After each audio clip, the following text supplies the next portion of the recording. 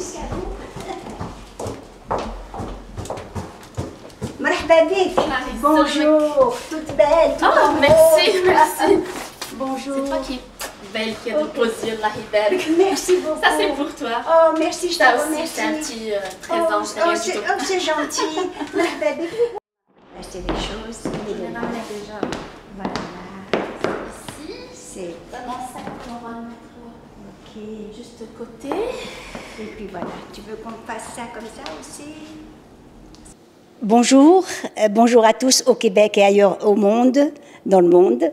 Mon nom est Nassira Adem, pour ceux qui ne me connaissent pas, et je pense qu'ils sont nombreux. J'ai eu le privilège de vous présenter dans une première édition le parcours de Sabiha Merabet. Aujourd'hui, et dans cette deuxième édition, j'ai la chance d'être avec une jeune auteure étonnante.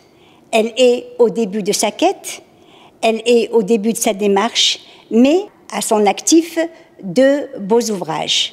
Avec nous aujourd'hui, Fadela Boukhadra. Bonjour.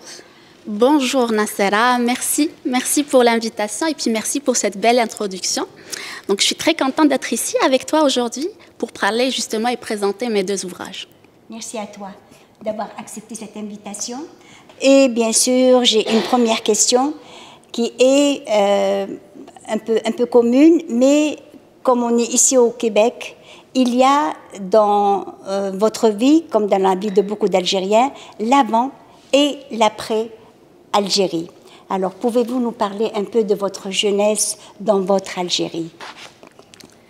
L'Algérie, mon beau pays. Tu sais, j'avais une enfance un petit peu ordinaire, un petit peu normale, comme tous les enfants de mon âge. Tu sais, j'allais à l'école et puis j'étais bonne à l'école. J'avais de très bonnes notes même. Et à cette époque-là, j'étais vraiment engagée dans les activités parascolaires. Donc, on faisait déjà les concours, tu sais, les concours d'écriture, les concours de lecture, de dessin, etc. Donc, je n'ai finalement jamais fait une seule chose dans ma vie ou me concentrer sur une seule chose à la fois. Donc, il y avait toujours quelque chose à côté. Et ce qui explique aujourd'hui mon profil, justement, d'être employée à temps plein, auteure de livres, maman, étudiante aussi. Donc, ça explique un petit peu tout ce parcours. Mais oui, voilà, donc si on revient sur mon enfance, donc j'ai grandi à Alger, je suis née à Alger, j'ai grandi à Alger. Et j'ai fait toute ma scolarité à Alger jusqu'à l'université. Je suis ingénieure de formation. Et en 2015, je suis arrivée ici, 2016 plutôt, je suis arrivée ici pour faire justement une maîtrise en administration des affaires dans le programme MBA à l'Université du Québec. Et puis aujourd'hui, on est ici à Repentigny en train de parler et de présenter les ouvrages. Les ouvrages. Merci Fadela, comme c'est enrichissant et rafraîchissant, je dirais. Alors, je passe directement à la question. Mais qu'est-ce qui vous a poussé? Donc, vous avez un profil d'ingénieur, administration, et puis là, vous vous mettez à écrire. Qu'est-ce qui vous a poussé à l'écriture? Dites-moi un peu plus. Je pense qu'on va se tutoyer. Je pense qu'on va se tutoyer. Okay. Donc, oui, l'écriture, tu sais, comme tu le présentes, je suis ingénieure de formation et je suis maître en même temps en administration des affaires. Donc, c'est un petit peu loin de mon parcours et de mon profil. Ce qui m'a ramenée dans ce terrain, c'est, en fait, comme je peux le dire, c'est un petit problème qui m'a justement fait découvrir une partie de moi. Donc, c'est des insomnies. Avant, tu sais, quand j'étais étudiante ici, j'avais des cours le soir et je veillais justement pour faire les travaux, tu sais, les travaux de fin de session, les intras, etc. Et même après l'obtention de mon diplôme, j'ai continué à veiller ou simplement me réveiller le soir, enfin la nuit.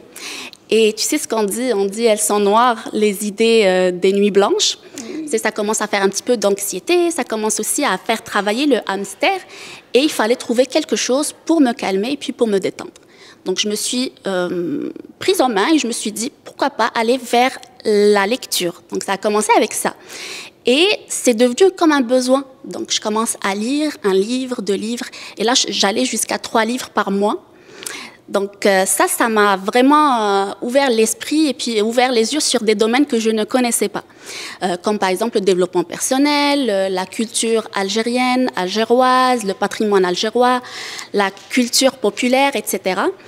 Et comme j'ai dit tout à l'heure, je suis une personne qui ne peut pas faire une seule chose à la fois, donc j'ai commencé à lire et à écrire, donc à résumer un petit peu ce que je lis, les points qui m'intéressent, à noter mes idées, mais tu sais, quand on lit quelque chose et on n'est pas d'accord, donc on essaye de présenter ça autrement. Et c'est comme ça justement que l'envie d'écrire est née. En même temps, tu sais, les sujets que j'ai abordés ici, donc le premier, c'est un recueil de proverbes algériens, donc on va en parler tout à l'heure. Et puis le deuxième, c'est les histoires du Ramadan. Donc c'est un petit peu normal pour une maman qui a des enfants qui évoluent dans un environnement complètement différent de notre pays d'origine, justement. Donc le Ramadan, c'était une question qu'il fallait quand même expliquer et aborder d'une façon un petit peu ludique et en même temps amusante. Donc, et c'est comme ça justement que les histoires du Ramadan, le livre est né, et c'est basé essentiellement sur des anecdotes que j'ai vécues moi-même avec mes enfants, et on va les voir tout à l'heure. Donc moi je vais quand même revenir au recueil des proverbes algériens qui a été édité en France et qui, je pense, est toujours encore en vente. Vous donnerez après, tu donneras après les informations pour ce faire, pour l'acheter. Alors, c'est le recueil des proverbes algériens. Il y a plus de 150 proverbes courants. Donc, si je feuillette l'intérieur de ce livre, donc, il est écrit en français, il est écrit également en arabe. Et je pense qu'il y a aussi le titre qui est un peu l'explication ou l'interprétation de ce proverbe. Tu n'as pas essayé d'aller chercher le proverbe équivalent en français ou un peu? Si, un petit peu quand même. Donc, tu sais, on ne va pas trouver les équivalences dans tout. L'idée du livre est née, tu sais, avec toujours mon expérience de maman. Donc, moi, j'ai baigné dans ça. Mes parents sont algériens, algérois, donc ils ont cette culture d'introduire le proverbe dans toute leur conversation avec nous, avec le monde autour de nous. Et puis, je comprenais déjà le proverbe quand j'étais jeune. Et j'ai appris à l'utiliser à mon tour. Et je l'utilise encore avec mes enfants. Et une fois, comme ça, en parlant avec une de mes filles, je lui balance un proverbe comme ça. Et puis, elle me regarde. Et elle ne comprend pas, donc elle me dit « Je suis censée faire quoi avec ça maintenant ?» Et là, je me suis rendu compte que finalement, j'ai failli quelque part. Donc, il y avait quelque chose que je n'ai pas transmis à mes filles. Donc, il fallait justement corriger ça. Et j'ai commencé justement à expliquer à chaque fois que j'abordais un proverbe. Je venais justement expliquer, donner le contexte, mais en même temps, je le faisais d'une façon très, très, très simple, très ludique et en s'amusant toujours. Et en même temps, tu sais, il y a des équivalents qu'on trouve aussi, des proverbes équivalents qu'on trouve dans le livre. Pas tout le temps, mais l'idée de faire ces équivalences est venue de mon environnement ici, avec mes amis, mes collègues qui sont d'autres nationalités.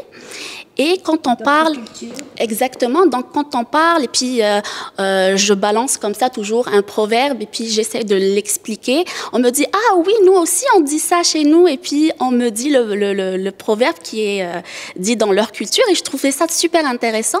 Et c'est ce que j'ai essayé de faire justement, c'est répertorié par thème, donc on va trouver une vingtaine de proverbes par thème, et quand on a l'équivalence, donc je venais la mettre à côté à chaque fois. En fait, ton écriture répond à un besoin, le besoin qui a été manifesté par ton entourage et en particulier par tes filles, et c'est très bien. Mais aussi, par là même, tu fais l'ouverture d'une porte, enfin, tu ouvres une porte pour les autres afin de comprendre un peu plus la culture qui vient d'ailleurs. La culture qui vient d'ailleurs, parce qu'on dit qu'on est différent. Moi, je ne pense pas qu'on est différent. Je pense que même dans cette différence, on peut trouver des points communs.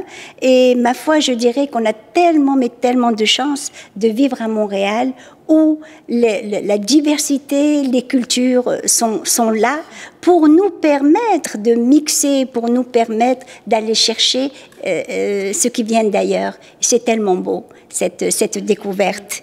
C'est un livre qui mérite d'être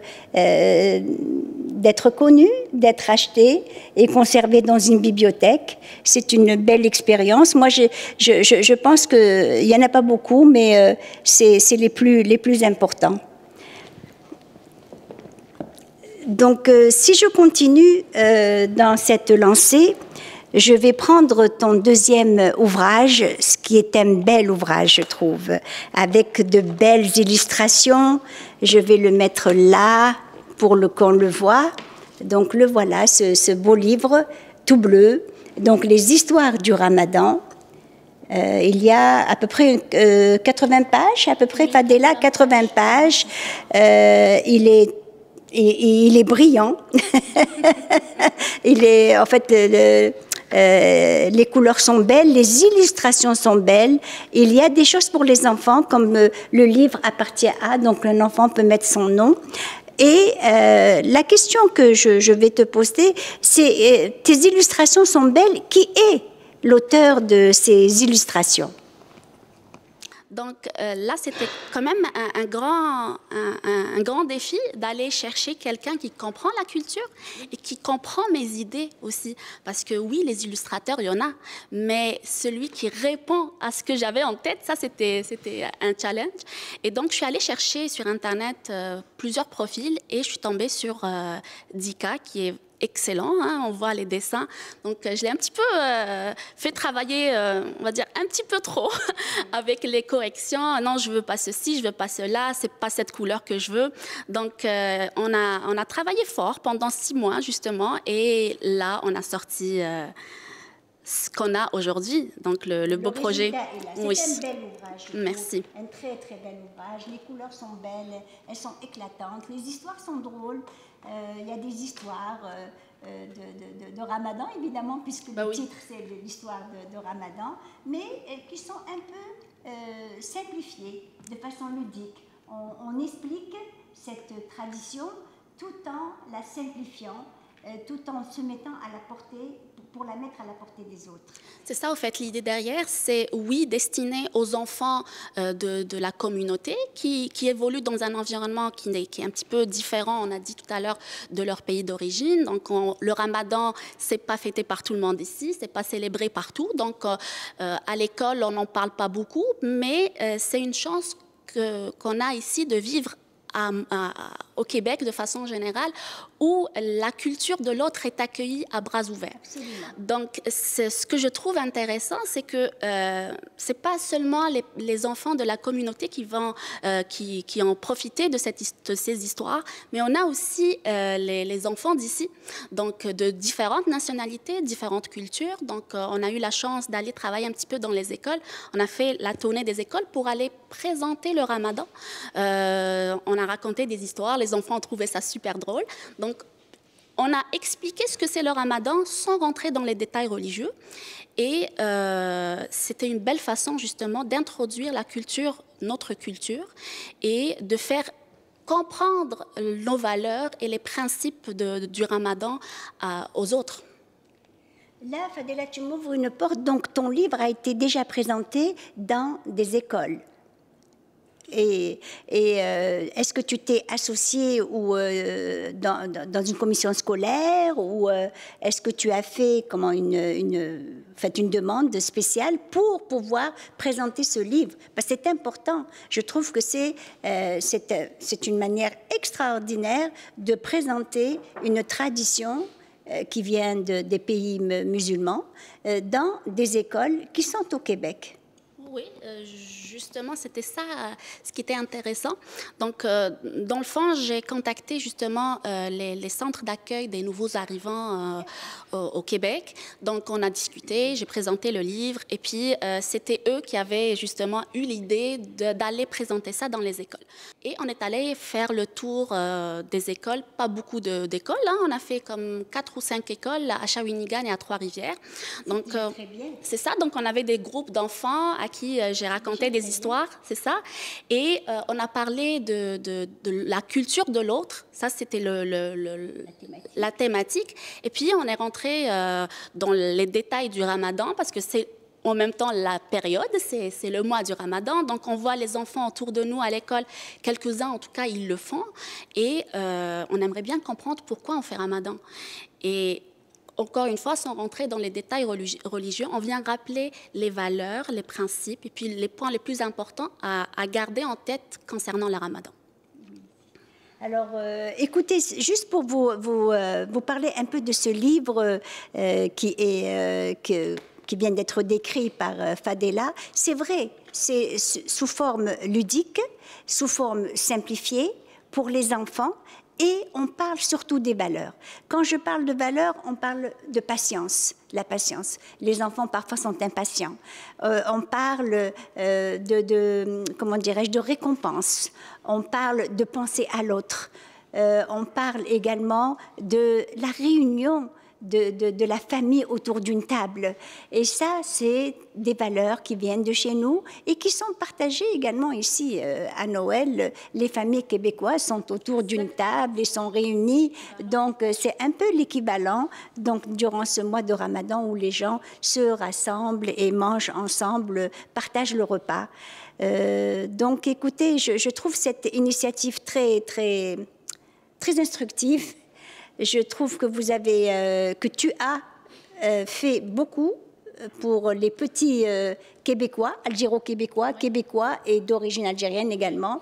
Il y a une histoire qui m'a plu, c'est l'histoire des jumelles et des journées qui sont cousues. Qui sont cousus pour faire une journée. Et ça, moi j'étais jeune, je me rappelle de la première fois où j'ai jeûné, où ma mère me dit tu fais juste la matinée, et puis après on verra.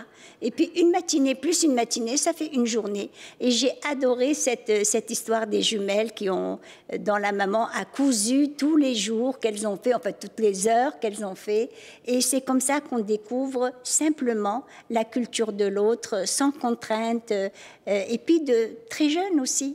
C'est un apprentissage très jeune et quand on fait l'apprentissage très jeune, c'est encore plus facile. On a l'habitude de. Et on a tellement de chance, je le répète, de vivre à Montréal, de vivre dans cette diversité culturelle, de vivre là où les gens acceptent vos différences, là où les gens vont chercher les points communs. Et ça, c'est une chance pour nous dans le Québec tranquille, je dirais. Les histoires du Ramadan est publiée depuis janvier. Donc, on a commencé à travailler là-dessus il y a 6 mois, enfin, un peu plus de 6 mois.